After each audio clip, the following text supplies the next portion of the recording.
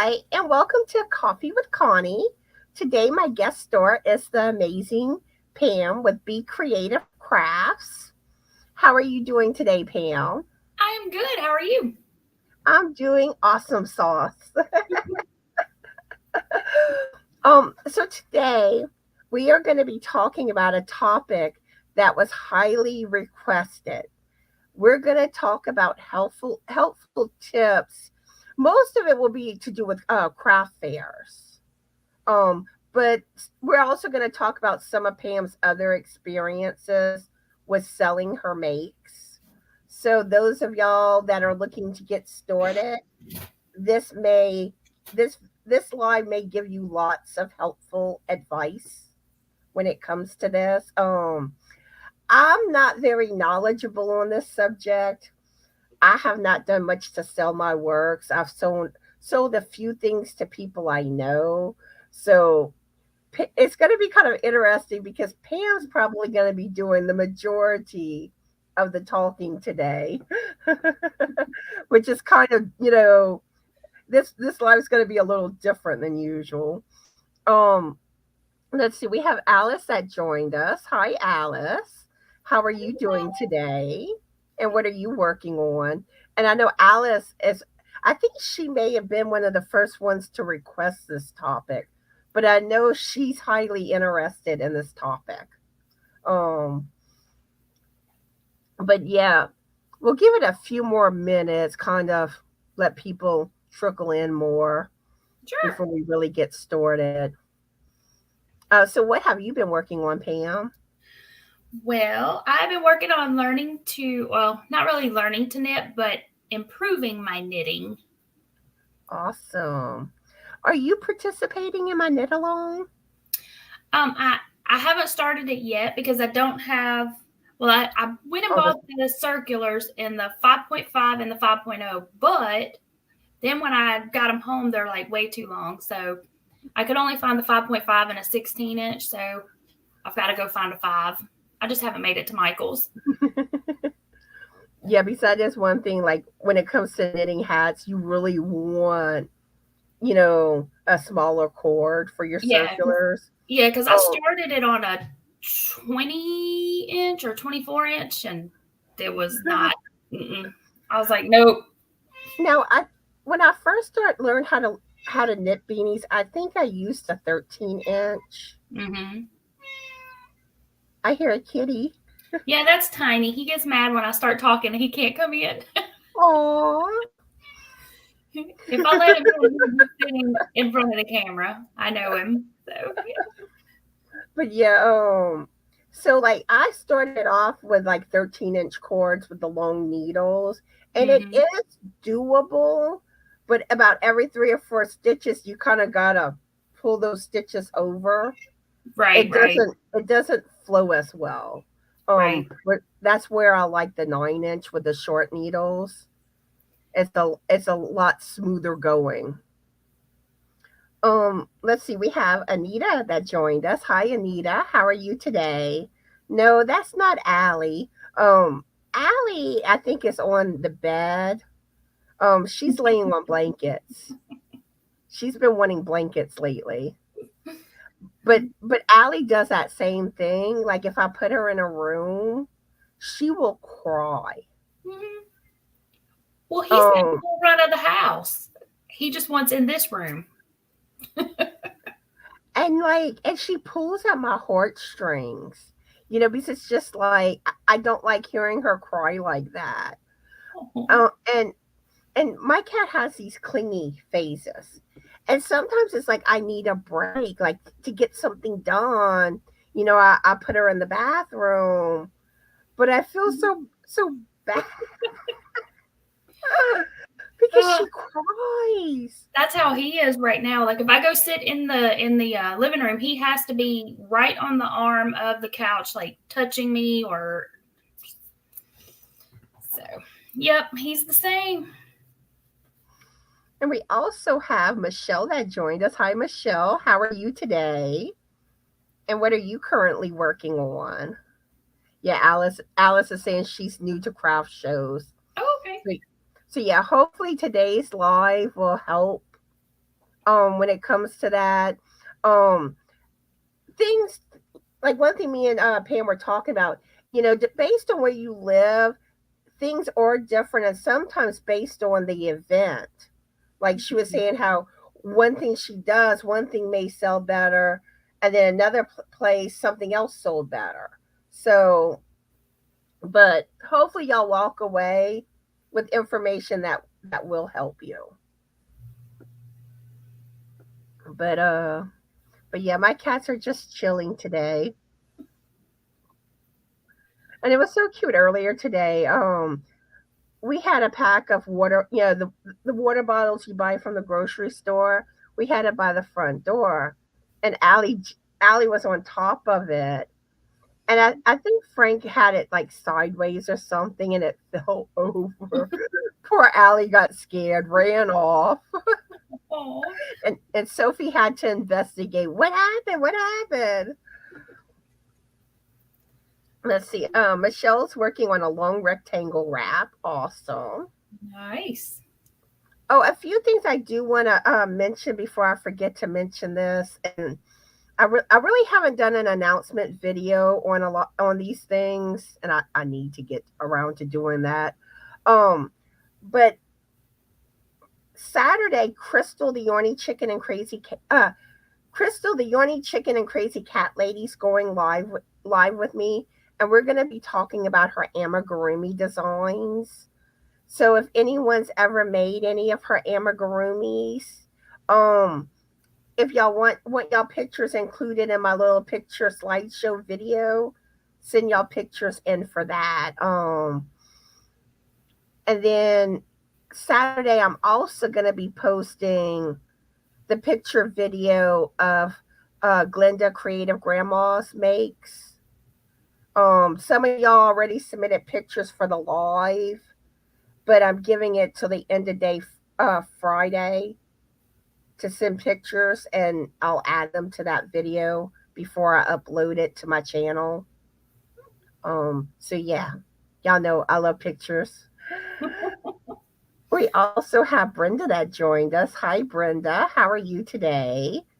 What are you working on? Let's see. Alice is working on a tree skirt for a Christmas craft show in November. Ooh, nice. Is it one of Creative Grandma ones, or is it a different pattern? All right.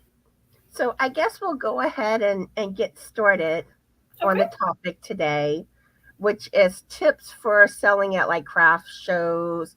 And we'll talk about like other little things to do with selling too. So, Pam, Yes. what methods have you used when it comes to selling your makes?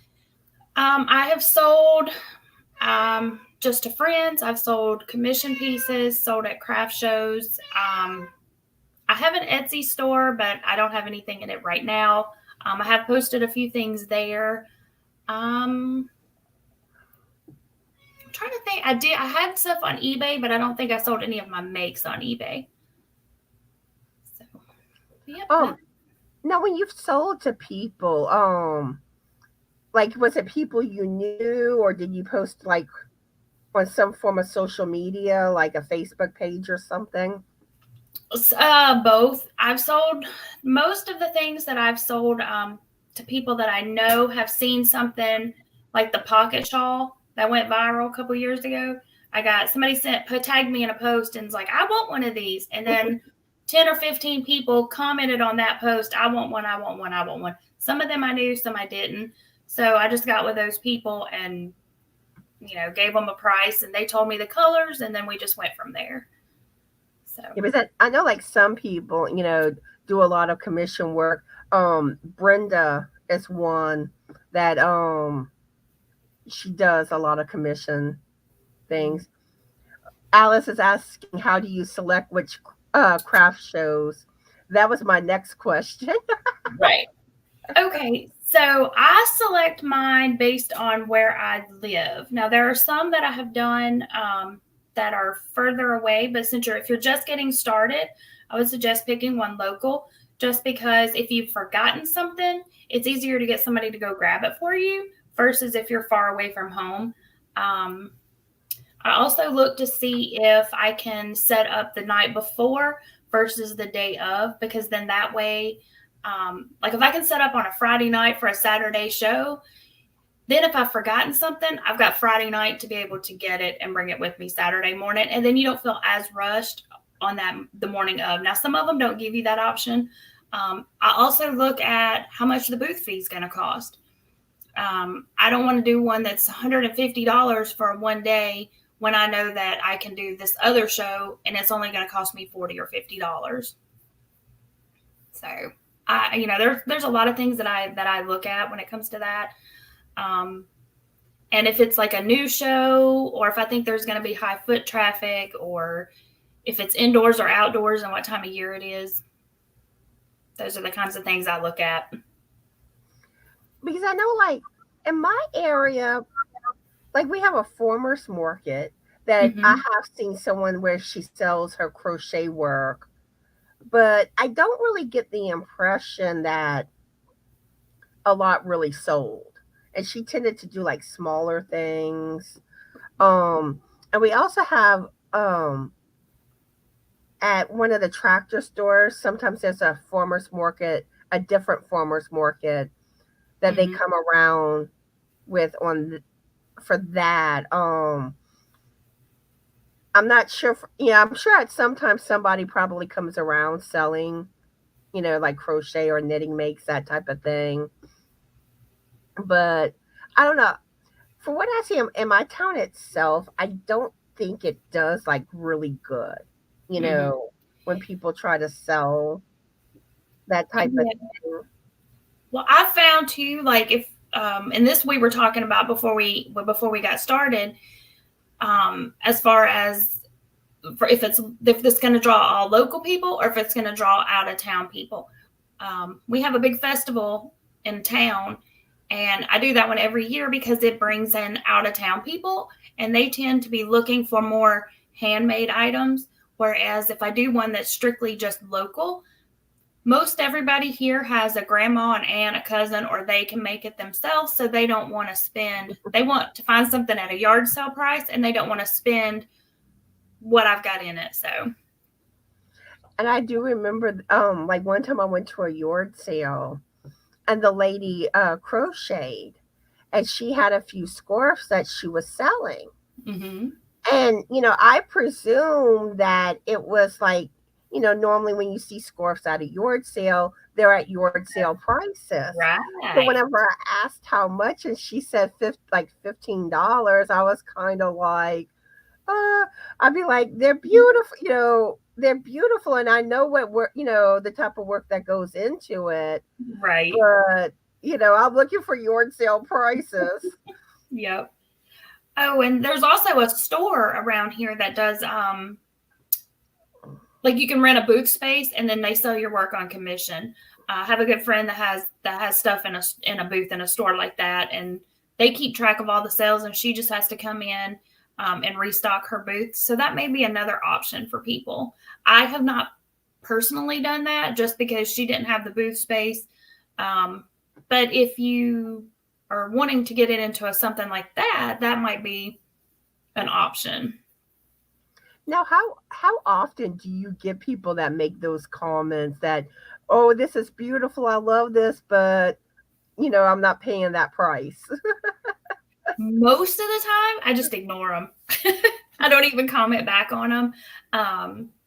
But friend-wise, I haven't had a lot of people say that. So if somebody has commented on it like that, it's somebody that I don't know. So I just kind of let it go and don't even bother with it. And then I let my supporters, because like my cousin or my mom or my, even my son, he'll come on and he'll be like, my mom spent $50 in yarn, so no, you're not getting it for $10, because he knows, he's, they've seen me working on it, so they know what goes into it, so they appreciate it.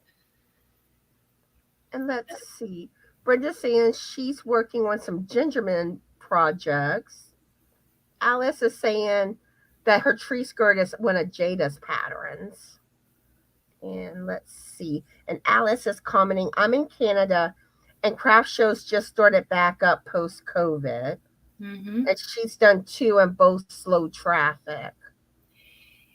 I did one last year that had opened back up, and it was the post COVID. And it was really slow, and I was really expecting it to be, because it was right after everything here had opened back up. So we were really expecting high traffic, and we didn't. But don't let that discourage you, because, you know, a lot of people still are not, are just not wanting to get out yet. But it'll pick back up, and it kind of will give you the experience, and then you'll be able to see which one you want to try again. I mean, I've been to some where I haven't even made my booth feedback, which that's super like aggravating. You know, and you can't make people buy. We did one and there were probably 2,000 people came through. So the people were there. They just weren't spending money. And it wasn't just my booth. I mean, all the booths that day, they said a lot of people came. They just weren't in the mood to spend money. I find shows at this time of year, starting into fall, people are really starting their Christmas shopping. So craft shows at this time of year do really well. The ones in the spring, I don't do as well because people aren't wanting to buy crocheted, knitted, yarny items. So I have to kind of switch up what I sell if I do one in the spring. Anita's asking, if you are working a show or festival and there is another vendor with the same craft, how do you compete? Yeah. Here, I know, just because I've done the same festival for the last probably, let's see, we just celebrated the 12th annual, I think, and I've had a booth every year. So I've gotten to know what some of the other people sell. And so we just kind of try to not sell what each other sells. Like, I know that Colleen is going to be selling shawls and mostly wearables. I don't make a lot of wearables because it's just not what I just don't want to be left with a lot of them. I prefer to do blankets, which really don't sell very well at craft shows, but I like making them. So I usually take a couple of blankets with me, but I focus mainly on baby blankets, and I did add a lot more loveys to my stuff this year because I'd started out with those a few years ago and they just didn't sell. But I know that she sells that. We both sell hats. We both sell beanies. We both have dish rags. I stopped doing the towel toppers because there's one booth and that's all she sells are hand towels with the towel toppers. And I was selling mine for, I think I was selling them for $3 a piece, or maybe I was selling them for $5. But either way, she was selling hers for like $2 and $3. And I'm like, how are you buying this materials and being able to sell them for that cheap? But so, you know, I just try not to sell what I know somebody else is selling. So, and then if it's a new show that I've gone to, I just take my stuff and hope for the best. Sometimes, you know, you'll be overpriced from what they're selling theirs at and you can't compete with them. And other times you'll be less than them. And so you just kind of have to just kind of go with it. But you know, one thing, and maybe it's a case where that could be yarn given to her, or maybe she got from like a thrift store yard sale where she can do lower prices. Yeah, I don't know because everything in her booth, or she may just be buying like in bulk, buying the kitchen towels or whatever in bulk and then stitching the topper onto them. But like I said, I mean, it's her business. She can sell them for what she wants to, but I knew that what I had in mind, I couldn't compete with what she was. And I didn't have, that's all she sells in her booth. That's all she does. So, and Dollar Tree is another place you can get the little kitchen towels cheap. Yep. Let's see. We have Julia and Suzanne that joined us. How are y'all? What are y'all working on? You were going to say something else, Pam? Yeah, I was scrolling back up. Alice said, what was my view on having lots of variety in products versus less variety, but more of it? that's something I struggle with because I get bored making the same thing over and over and over again. But for this last craft show, I did try to have the less is more approach as far as what I had. Because usually I have a lot. And when I have a lot, it makes it hard on people at the craft show to focus on one thing. Because if I might have like 2 towels and 2 blankets and 5 beanies, and it too much, and they lose interest and they walk away. Whereas if you have more of one item, then they're more likely to stop and look. So I've tried to really rein myself in on that and have more of the same item. So this year I had stitch markers, which people don't call them stitch markers here. I had earrings and I had purse pals, and so I made a bunch of those to sell. And then I made a bunch of beanies, and I had a whole lot of dishcloths. So I tried to have a lot of or different price points, because some people want to buy, they don't want to pay, $50 for something, but they'll be willing to spend $5 for something. Mm-hmm. So. And that's one thing. If y'all have any questions, feel free to ask in the chat. This live is, especially this live is meant to, to ask questions. Because it's to help those of y'all that want to get involved with selling y'all makes. I do want to mention, I'm sorry that you're still not feeling good, Julia. I hope you start to feel better soon. So do you have any advice when it comes to setting up at a vendor? Yes. I would suggest the first few that I did, all I had was a table and everything was flat on the table, and I felt people did not stop and look. So if you can get your display up off the table, either through, and I don't have like typical displays like that you buy from like to display it on. Like I might use a TV tray, like one of the ones that you can set on your bed, and then that gets it up a little bit, and then I kind of tier things so that it gets it up to eye level. So yeah, that's one thing to do. If you have a blanket, get something to try to display it with. Like this here that I've got this one set up on is just a photo backdrop that I got on Amazon for like $30. But that way you can get it up and hold it. Or if you're outside and you have a tent, I hang my blankets up on the tent frame or the canopy frame. Yeah, just try to get their eye up, because a lot of them won't stop and look at it if it's flat on the table. Now, a lot will, but I try to get mine up and off. So anytime I see something, Dollar Tree has a lot of good items too, like the big chunky candle stands. You can set something up on top of it. And I know one thing, because I do have some other people that's going to be talking on upcoming lives on this subject. Mm-hmm. And one thing that was mentioned to me was doing things to make your booth stand out. Mm-hmm. Make it like, maybe put like a big ladybird or something, right. on your booth area. Something that's going to get noticed, that will draw people in. Right. And a lot of times I'll use amigurumi, or not amigurumi. I'll use a Grafgan at the back of my tent, and that just draws their attention in. So, do you do anything else that helps to draw people in? I don't, but this year we actually got lucky because my brother-in-law bought a couple of 12-foot tents at an auction, and so we had the 12-foot canopies because our booth was 12 by 12, so that was fantastic. They just so happened to be red, and everybody around us had white tents.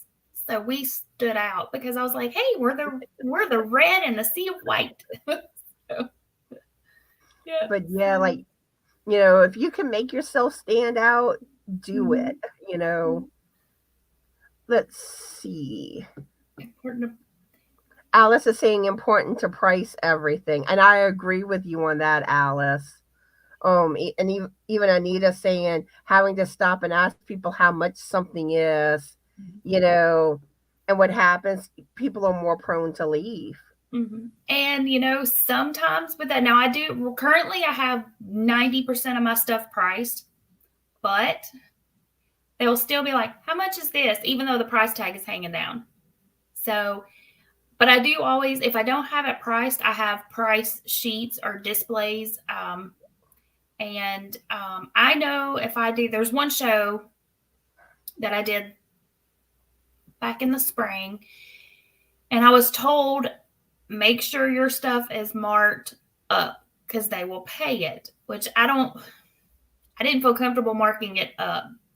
So what I did was I marked everything for the competitive price for that market. But then when I went to my next show, I had a sale. $5 off all this stuff. And then that worked really, really well. You know, because people, I'm like, oh, hey, we're having a fall sale. These are all $5 off, or these are buy one, get one free. So that really, really worked. And another aspect too, where it may be good to kind of charge a little, like put the price a little higher. People like to haggle. Mm-hmm. There's a level that, you'll get people that want to haggle. Mm-hmm. And, instead of like them trying to talk you lower than what you want to sell it for, if you kind of have the price higher, then they're probably more likely to be paying what you really want for it. Right. And that was kind of my mindset on that last one. Cause I just, yeah, you're right. That's, give them a little bit, most depending on which show I'm at. If I'm at the yard sale type mindset for the craft show, then yeah, they definitely, oh, this is $25. I'll give you $5, kind of thing. So yeah. Yeah. And even though I don't have experience like selling, at craft shows and all that. But I mean, I know like yard sales people do that. When you buy cores, when you buy furniture, they're expecting it. So those things are priced higher. And especially like cores and furniture, do not pay sticker price.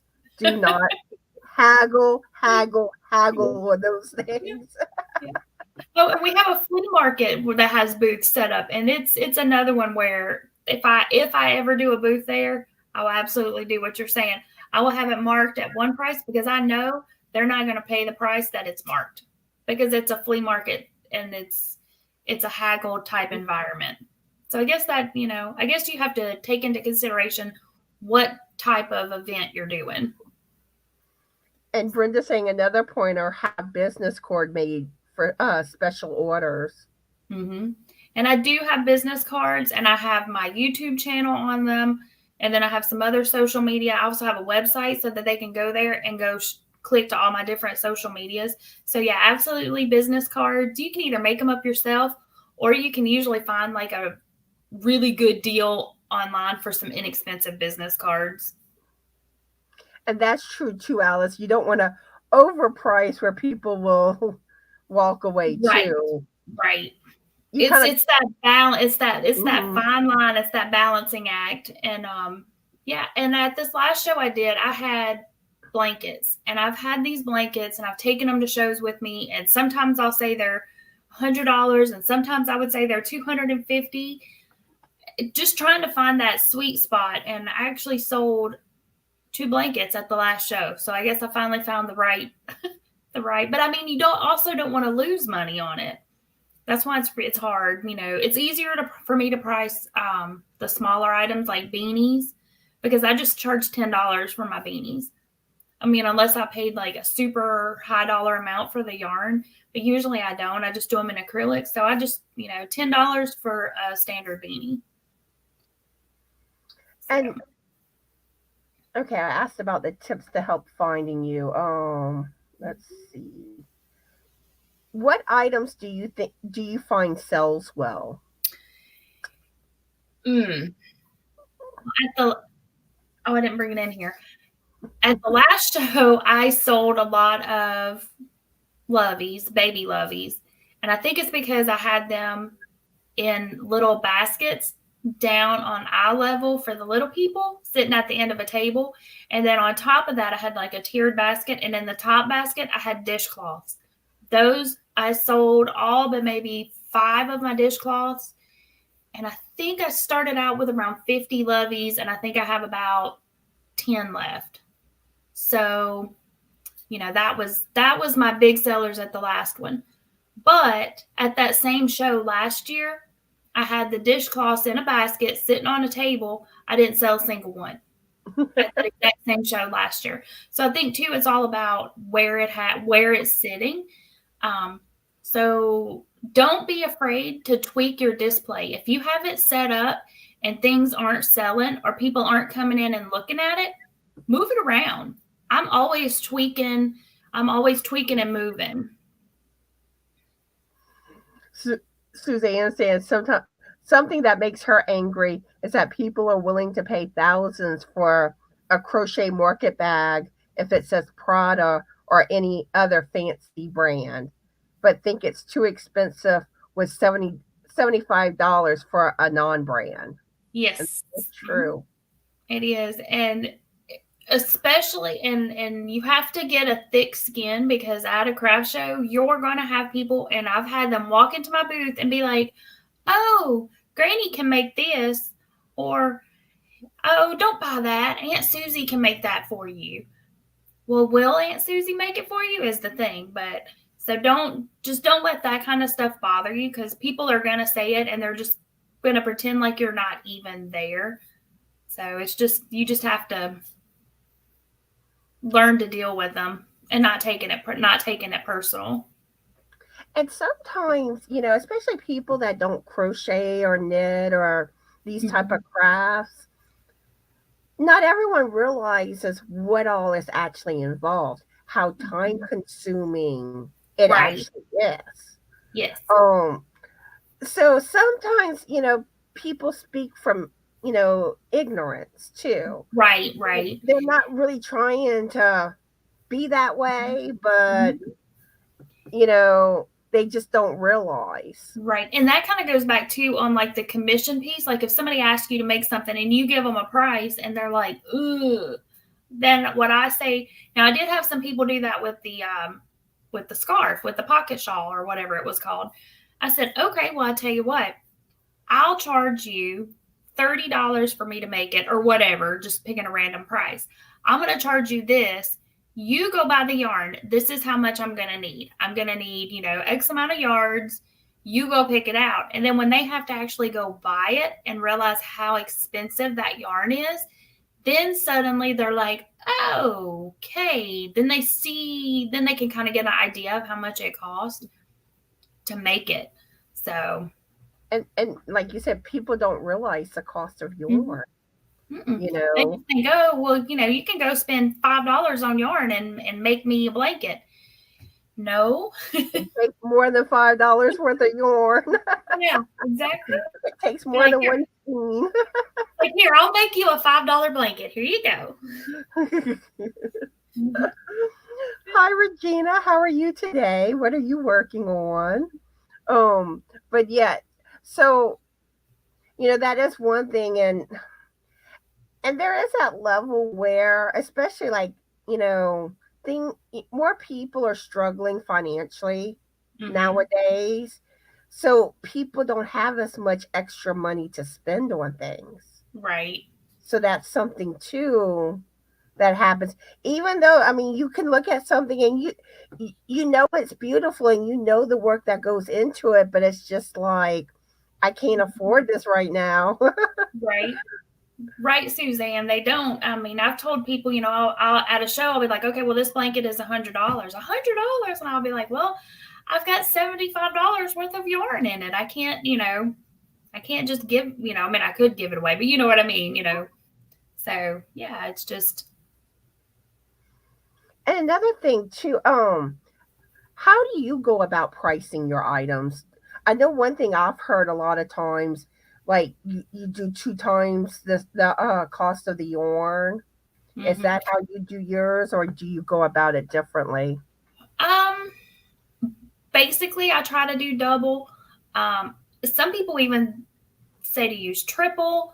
I used to have an app on my phone, and you could put in, and it was on an old phone, and I've tried to get it on my new phone. I guess the app doesn't exist anymore. But you would take in your ability. So like if you are a beginner versus an experienced and it wasn't just for crochet, it was for all crafts, but you would put in if you were a beginner, how many hours it took you to make it, if you wanted to get paid for your hour, what hourly rate did you want to get, and that kind of stuff. And then it would calculate it for you. And then, like, you know, if you'd made a blanket, it might say if you were a beginner, then you would charge $50 for this blanket. Whereas if you're an experienced crocheter, you would charge $250 for the blanket. So for me, I just try to do double, or depends on if I'm doing it as a commission for a family or a friend or somebody like that. But I try to at least cover the cost of my yarn and a little extra. I saw one time in a Facebook group, someone said, which to me, if you're going to go this route, I kind of feel like you need to be a quick crocheter. Where they actually charged by the hour. I think they charge like minimum wage by the hour. Yeah, I've seen ones that do that, and I'm like, if you can get, because, you know, I made a Game of Thrones blanket for my brother-in-law, and it was very detailed, and, you know, all I charged him was the yarn. He just went and bought the yarn. I didn't charge him anything for that, but, you know, it had 80 crochet hours in it. So if I charged minimum wage, nobody's going to pay that. Even, you know, you figure $10 an hour or whatever, you know, rate you decide to charge yourself. I mean, there would be no way I'd be able to sell it for that. That's why I say you got to be really quick. And even still, I question people, you know, paying that. Yeah. And like you said, I mean, I can't say that, you know, like, because like this moss stitch blanket, I mean, you know, it's just mindless. I don't know how many hours I have in it. It's just a scrap blanket. I sit on the couch and I do it. So I just, you know, because there's a lot of hours in it. But, you know, and I crochet, I don't know that I'd crochet. My friend says I crochet like super fast, but I don't think I do. I just think I crochet normal. But, you know, 10 years ago, I crocheted a lot slower than I do now. So I can't see adjusting, you know, I don't know. I try not to factor in the hourly. It's more about the difficulty of the project. So let me go back up. Anita was saying something. Yeah, see, Alice is saying, good point. Inflation around the world is a big issue. And yeah, like don't take it personally if someone's like, I'm not going to pay that, you know. Right. Not everyone can afford it, you know. Anita saying her daughter-in-law asked her the other day what to price a cardigan. Someone wanted one like hers. And I see Brenda says she charges $50 for her cardigans. But it depends on the size you're making. Is that for like your baby ones, or is that for an adult size? And Brenda, the $50. And let's see, Regina's working on. Oh, hold on. She said she found this beautiful shawl. Ooh, shawl. Anita saying, I told her no less than 45. She had almost $30 in yarn in it, so she'd be cheated on time at that price. I knew the lady asking. See, Anita, that's kind of how I probably would do it. If it's somebody that I know, I mean, that's pretty much what I would do as well. I would just price it, know how much yarn I had in it, and then make a couple of extra bucks. I wouldn't go above and beyond. I mean, but that's just me. Now, if it was a pattern that I absolutely hated making, if I made it one time and I hated it, and then somebody's like, oh, can you make this for so-and-so? Well, then it's going to cost a lot more, because if I hated it the first time, I'm going to hate it the second time. So I'd probably make that one cost more, just so that discourage them from making it. But then at least if I know I have money coming in, it'll make me a little more, give me the willpower to finish it. Because I know, like, the time that I made the dog sweater, the knitted dog sweater. Well, I couldn't, like, with the measurements that my sister-in-law gave me for the dog, it wasn't like I had a pattern that exactly had those measurements. Um, so I kind of was playing around, and I had never done a dog sweater before. Mm-hmm. So when I finished it, unfortunately, it didn't fit the dog that it was supposed to, but Okay. it did fit the other dog. And I was basically like, just keep it, consider it a Christmas gift, you know, for your other dog. Right. And she wanted me to, to still make one for the bigger dog. But like I struggle though because I get bored doing the same Mm-hmm. pattern. Yep. Um, and I didn't. Fortunately, it fit the dog this time. But I mean, I took a loss, Mm-hmm. which that's part of why I don't like selling my work. Well, and But you know, and as it was, because I had initially said I would charge $20, and she was like, I'll give you 15, which she did end up paying me $20 since I made two. mm-hmm. But like I said, Yeah. I feel It like if takes you're the gonna, fun out of it. it does, and that's my issue with selling. Mm-hmm. Um, where if you enjoy it, that's great. But I Mm-hmm. I don't feel like whenever I make stuff to sell, I don't enjoy it. Yeah. It makes it work. It makes it too, yeah. And so, yeah, I get that on it. The main reason I started doing craft shows was because I had so much stuff made and my family didn't want it, or it was something that I was making that I knew they wouldn't like or just wouldn't want. But I have no use for all this stuff, but I wanted to make it. So I started doing the shows just to kind of sell what I had already made. But yeah, it gets to a point where it's no longer fun. And that's why I don't make a lot of wearables because of like you said, you spend all this time and then you get it and then it doesn't fit. And then it's not like you can just take the, you know, undo it and let the waste out a little. It's you got to unravel the whole everything. So yeah, just And that's the one thing, and I think that's why I haven't tried wearables too, because the sizing, and even though like the pattern may be sized a certain the same size, but mm-hmm, you know it may not fit like in the hips, or or in different areas, and having to adjust patterns right. and And your tension and mhm. I'm the worst about doing a gauge. I guess it was maybe, well, let's see. My son was still in high school, and his friend wanted me to make him a hat, and so I did because I mean he was like a second son or a third son.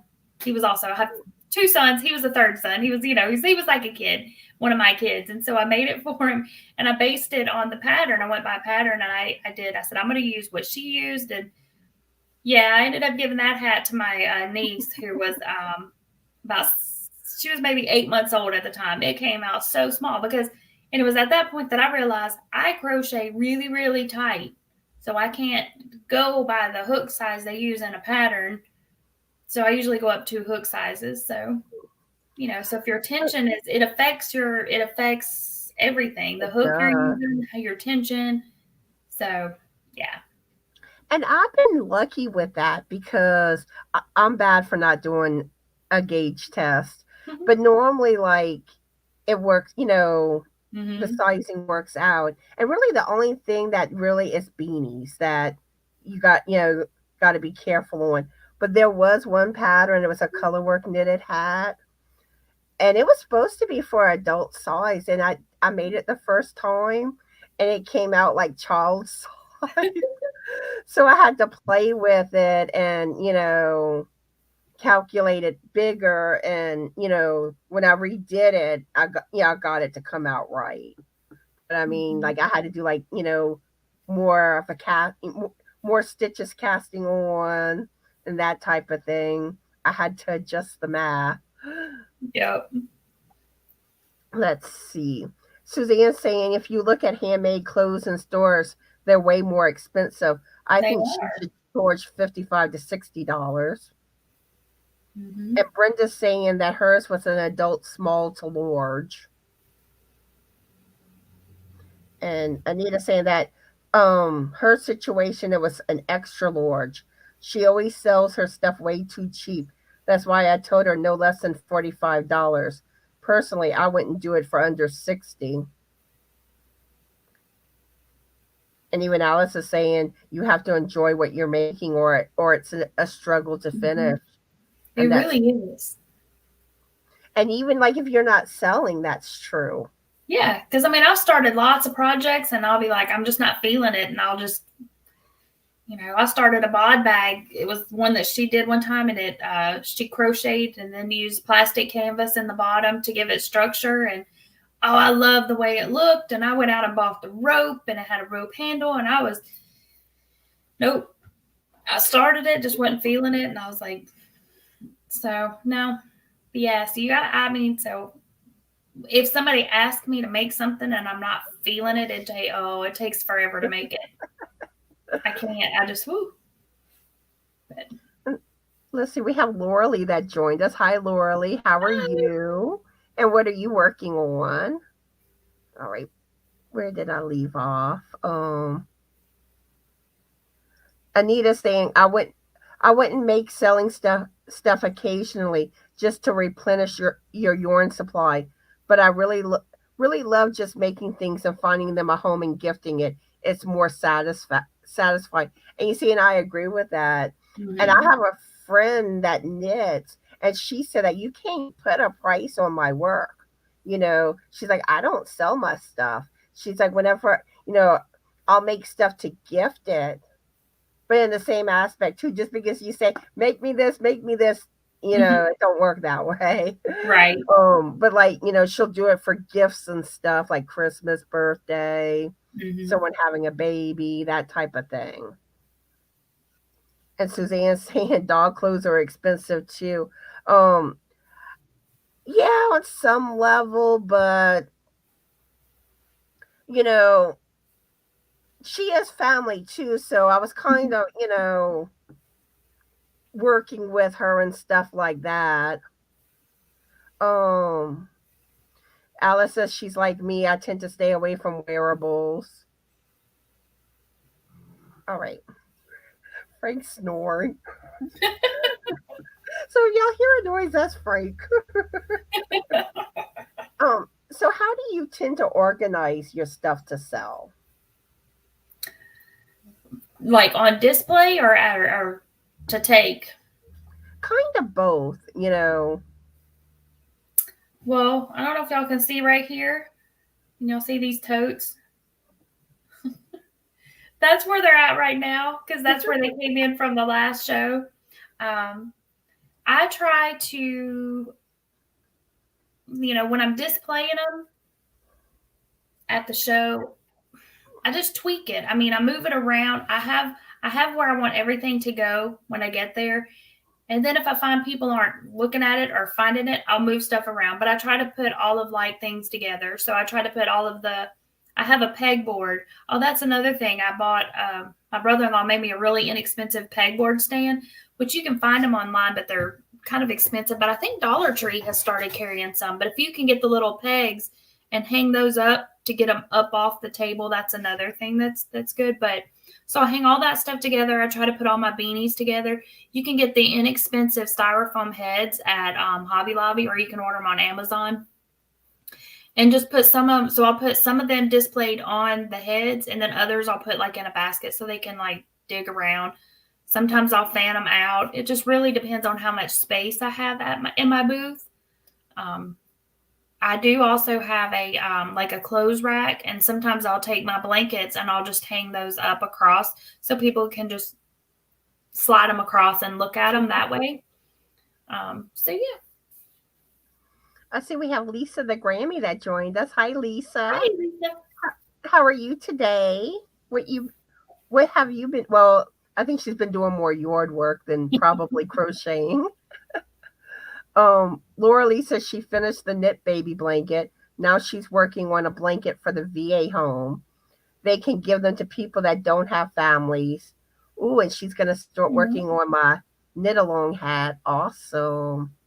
And y'all know what's coming next for a knit along. I plan to do a knit along for one of my beanie designs. I Oh, I I don't know, like, I really wanted to do a Christmas one, but I mhm. am concerned about like the timing because I don't think there's gonna be as much time. It'll be like real close to Christmas by the time it would be over with. So I don't know if I'm definitely gonna do a Christmas one, but I will do some form of a design by me. Um Lisa says, I have never sold anything that I've crocheted. I've always just given it away to friends and family and friends of family. And And I she's, didn't oh, go go ahead. ahead. I was gonna say I did not start selling my stuff until maybe whenever I started doing the craft shows is when I started selling it. Before that, I just gave it away or I just kept it. And if any of y'all have sold any of y'all works, if y'all have any helpful tips or anything, feel free to share in the comments. And like I said, if you have any questions that we haven't covered, feel Mhm. free to ask. Let's see. And Lisa's also donated to the VA too. A lot of blankets. Awesome. Awesome. Awesome. Okay. And the other question that I have, and I know this is something that differs from state to state, but somebody had asked me about how like the taxes are done Mm-hmm. when it comes to selling at like craft shows and stuff. And you're right, it varies state to state and sometimes within the state, county to county. A lot of the ones that I've looked at, it'll be in your vendor application.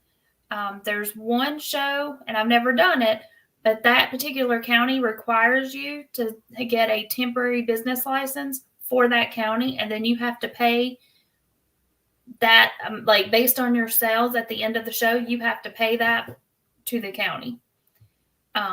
So I didn't do that one because I didn't want to have to get a business license for that county because that's more stuff out of my pocket. So, but anytime there's any sort of special regulations like that, it's usually in your vendor application. So you'll know that before you ever even sign up to sell.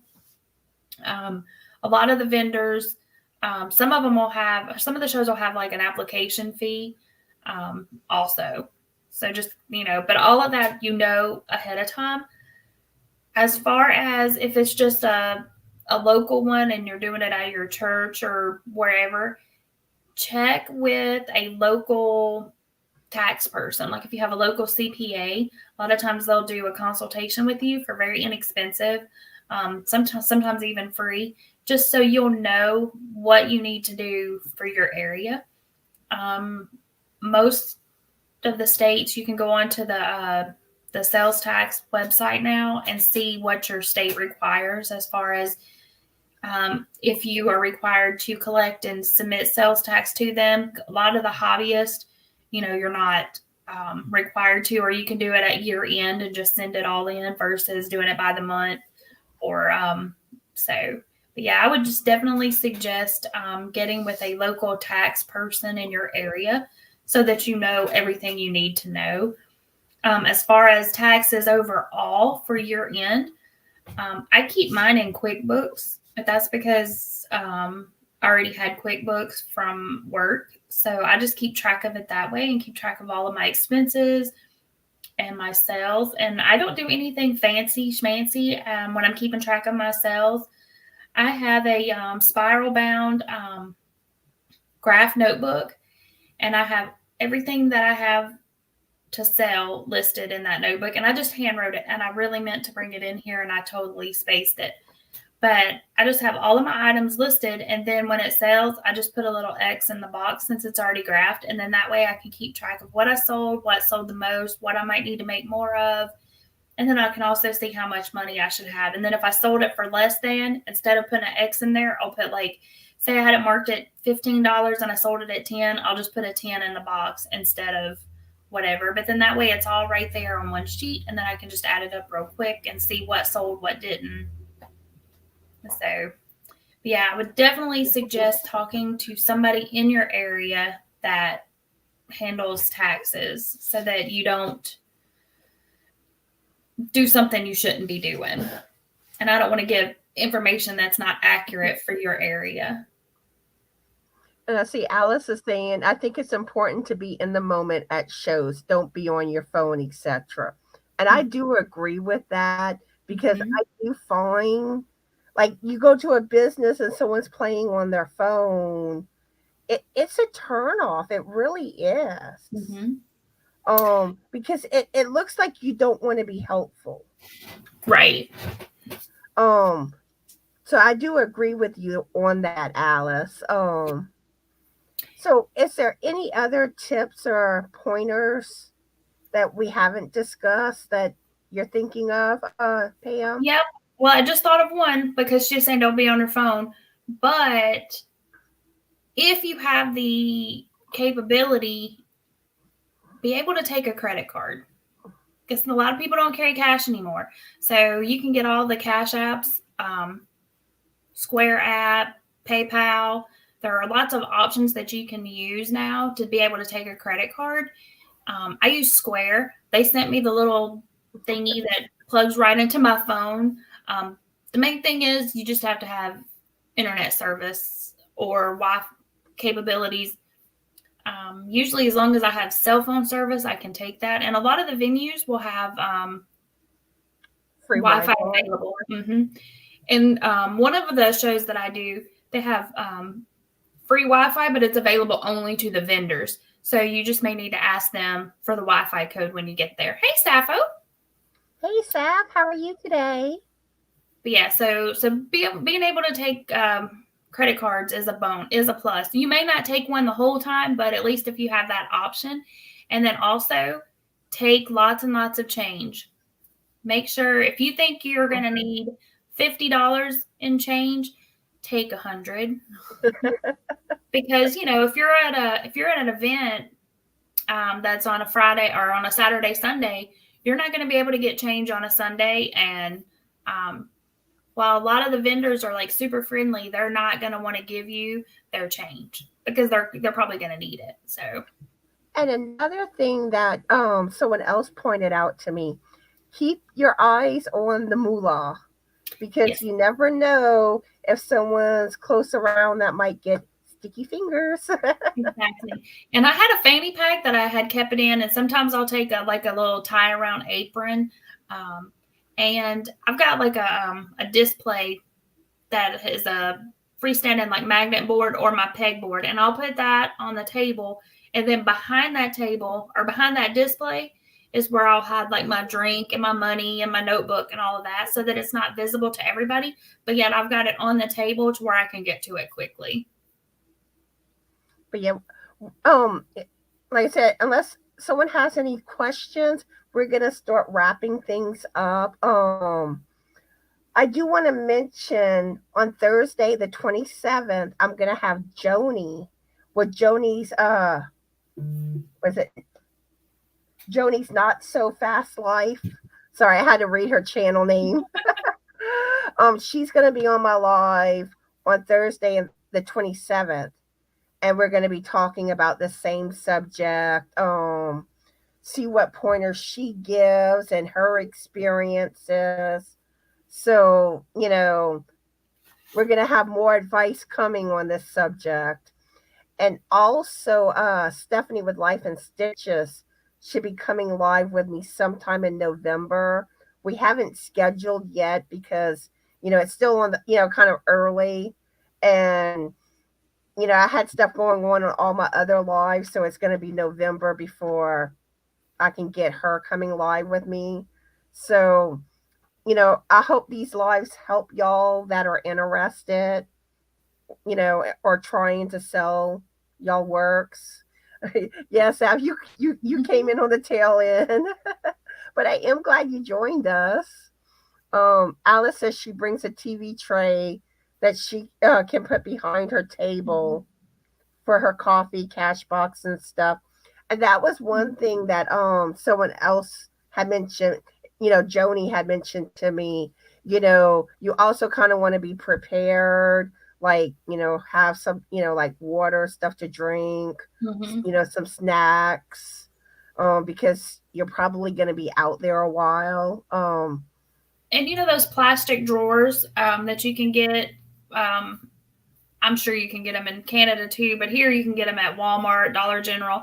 But they have the little drawers. They sit really good underneath the table.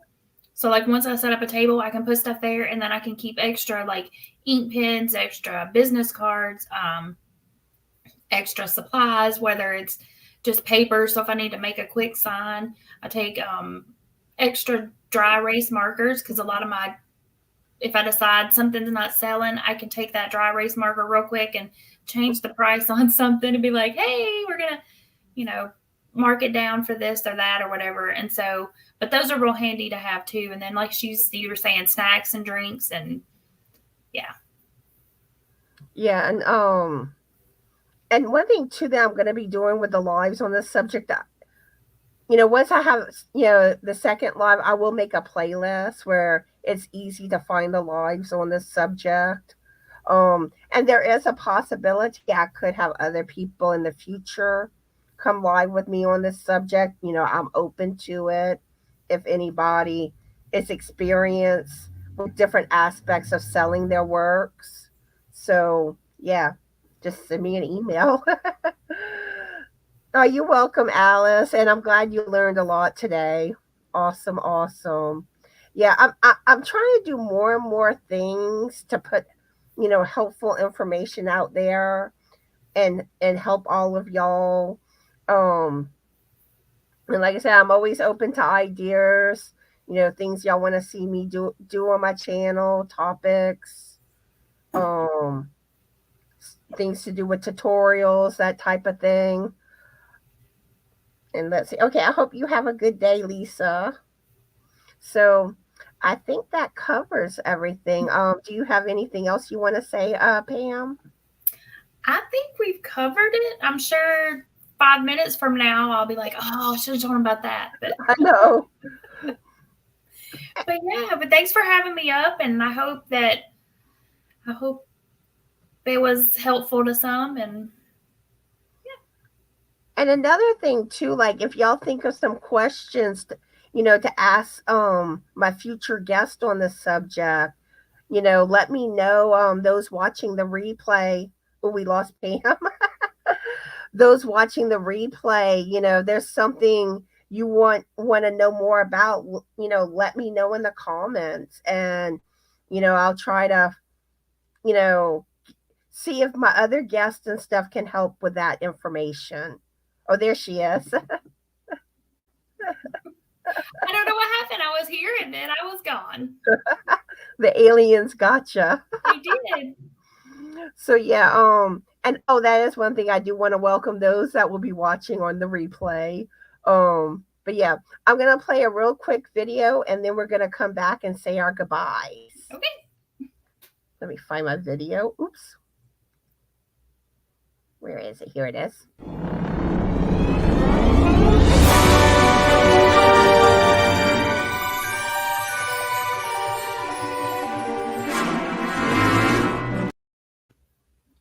I do that every time.